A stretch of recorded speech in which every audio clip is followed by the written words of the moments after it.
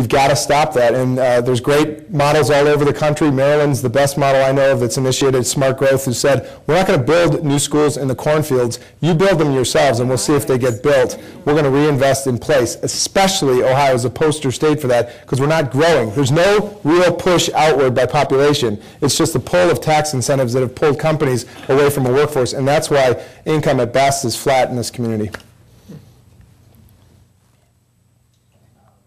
Kind of to piggyback on the question about low growth in Ohio, my question is, when you compare Cleveland, other states and cities are also preparing for a slowdown in growth and economic activity. At what point in time can we actually say that we've either caught up with some of the major cities or made an impact to our city that we can say that this economic development and economic growth has taken place? And just before you go, and the reason why I bring this up, because Chris, I remember when you were the director of city planning, and I never forget when I was a student at John Carroll, I read the lakefront plan. I thought was a fascinating plan, but it seems like it never came to fruition, it never took place, and I just want to get your comments on that. Chris, why don't you start off? Real quick, because I hogged the last question, but one vote.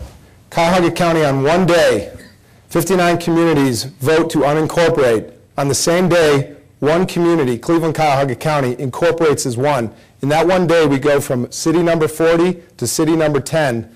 And most importantly, it's not just about the rankings population-wise.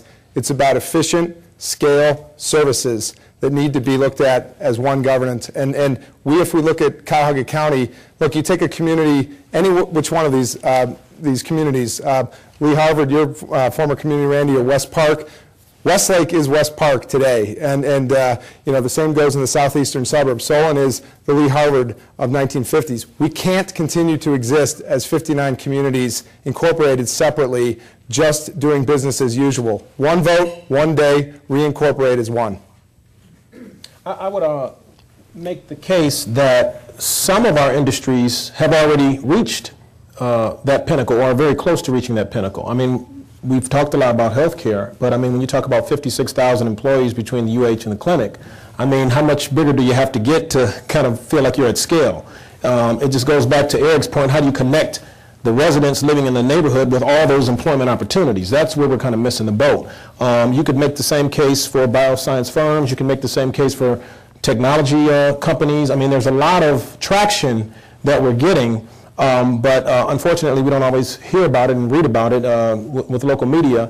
But in other cases, clearly, I work for a manufacturing company, and my CEO, and we're not at all shy about saying, manufacturing is declining and healthcare is increasing, and we have to kind of embrace that.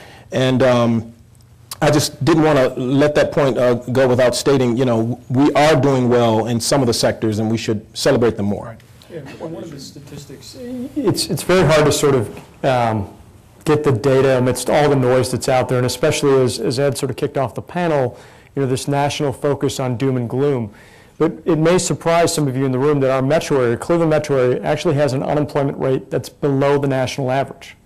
So we have been making a lot of progress in restructuring our economy, and that's where the payoff is. Now, our per capita income isn't where we would want it to be, and I think all the points that Randy made are still true in terms of connecting individuals to the growth that's occurring, but it also shows you the turn that's starting to occur in our metro economy.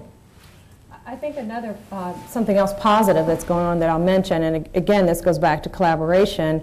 If you look at what Team NEO is doing around economic development and really working with the different regional organizations in our community to really attract other businesses to Ohio, and going out to those businesses and talking to them about our tax structure, the assets that we have in Northeast Ohio, and putting together packages for them so that they're looking at the entire region. And we don't have Cuyahoga County fighting with one of the other outlying counties, but they really are doing a team approach. And in the last 2 years, Ohio has been voted the #1 place by the site selection committees of where they would want to take a new company that was relocating somewhere in the United States. So I think that's a great sign that we are really attracting new business here. I wanted to say thanks to the panel for great discussion today. As far as a lot of the global and technological and human challenges that all of us in this room have been discussing and understand. Do you see any efforts out there to ensure that our body politic, the elected officials on down to like precinct committee persons, and then the general public really understands the necessity of engaging with these issues and moving forward with them quickly, in light of the fact that, you know, you did say we have to move swiftly, but it seems that our political structure needs to understand them a lot more as well. And are there any efforts to kind of educate individuals in those positions, you know, about that?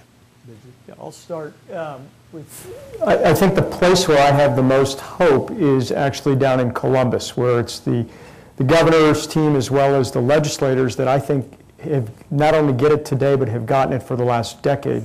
And that's evidenced through the investments they've been making through the Third Frontier program in our future industries. And it's been complemented by the current administration with investments in higher education and hopefully also in K-12. So I think in Columbus, the message has resonated that we've got to invest in education, we've got to invest in the industries of the future, we've got to make Ohio a better place to do business. And April cited sort of the results that have come forth in the last couple of years in terms of national site selectors choosing our state as their #1 state for expanding business operations. I think the challenge that I've had, at least, and I'll speak personally here, is when you go from the state down to county and local, the issues that we're talking about are not the issues that they're not necessarily focused on. There's a whole different set of issues that affect a local community or a local school board, where the types of cross-cutting agendas that we've been promoting here aren't really being pulled on.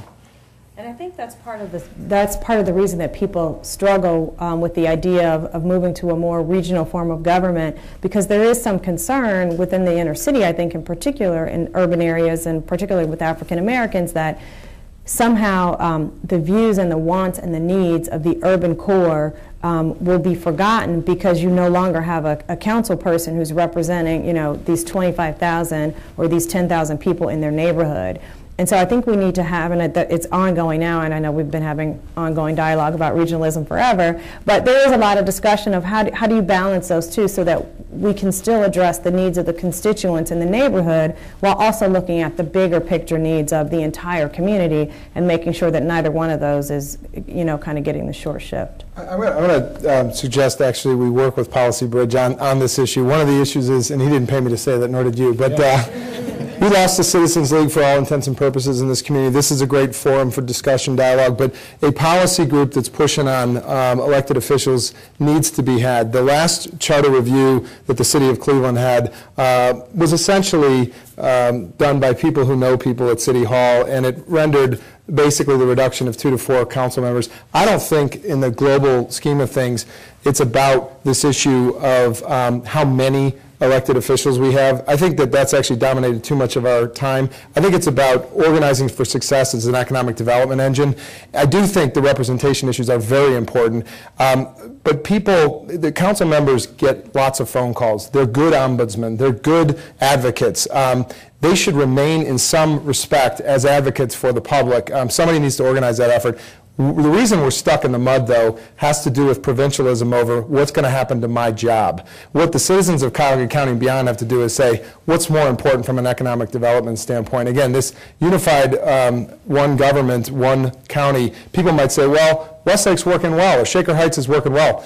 My suggestion is, keep what's working there. If it's the schools, keep them as district schools. But let's get to the business of organizing together in such a way that we are actually effective. And we've been stuck over this issue of how many elected officials we should have. Let's get on to the bigger business of what kind of money are we losing every year as municipalities working as 59 balkanized places. Let's work with Policy Bridge on some solutions that cover also representation but also economic development. It's just a suggestion. Thank you. My question has been answered many different times on the forum, but I just wanted to bring everything, this tiny thing here. It seems that the city of Cleveland is suffering a perception problem.